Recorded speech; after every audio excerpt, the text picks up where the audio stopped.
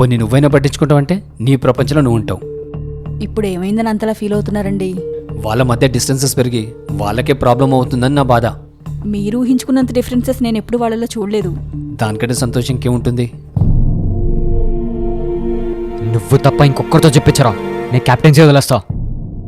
ఏంట్రా, ఏమన్నా ప్రాబ్లమా? తమ్ముడు గగన్ గురించి చెప్తుంటే విన్నా అమ్మా. గొడవ పెద్ద గొడవ వచ్చు. వీళ్ళ మధ్య ఉన్న ఇష్యూని ఇప్పుడే క్లియర్ చేయాలి. Good, really good. నేను అడిగినప్పుడే నీకు గుర్తొస్తుందా? ఏ రిక్వైర్మెంట్స్ నీకు మాత్రమే ఉంటాయా, మాకుండవా? నా వెనకాల ఎలా ఉంటారో అని క్లియర్గా అర్థమవుతుందిరా. ముందు నేను అడిగాను కదా. ముందు నేను అడిగా. ఇప్పుడు ఇష్యూ మీ ఇద్దరిలో ముందెవరు అడిగారని కాదు, నా దగ్గర ఇవ్వడానికి డబ్బులు ఒక్కరి కోసం మాత్రమే ఉన్నాయి. ఈ మంత్ ఇంకా నా శాలరీ క్రెడిట్ అవ్వలేదు. క్రేజీ ఐడియానా? ఏంటది?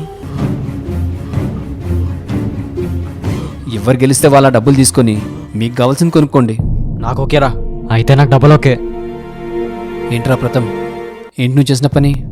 ఏమైందానా? నాకు తెలియదు అనుకుంటున్నావా? నువ్వు నా ఓటమి నోటీస్ చేసావు నాన్న. నేను ఎంత దూరమైనా వెళ్తా, ఏమైనా చేస్తా. ఏమైందండి? ఈ రోజుల్లో ప్రతి ఇల్లు ఎదుర్కొంటున్న సమస్య పిల్లల మధ్య జరుగుతున్న గొడవలు. అన్నా తమ్ముళ్ళు, అక్క చెల్లెల మధ్య బంధాన్ని తెలియజేసే షార్ట్ ఫిల్మ్ గెలుపు. ఈ షార్ట్ ఫిల్మ్ చూడటానికి డిస్క్రిప్షన్లో ఇచ్చిన లింక్ ద్వారా చూడొచ్చు, లేదా జీవితం అంటే ఇదేగా యూట్యూబ్ ఛానల్ పేజ్ ఓపెన్ చేసి చూడొచ్చు.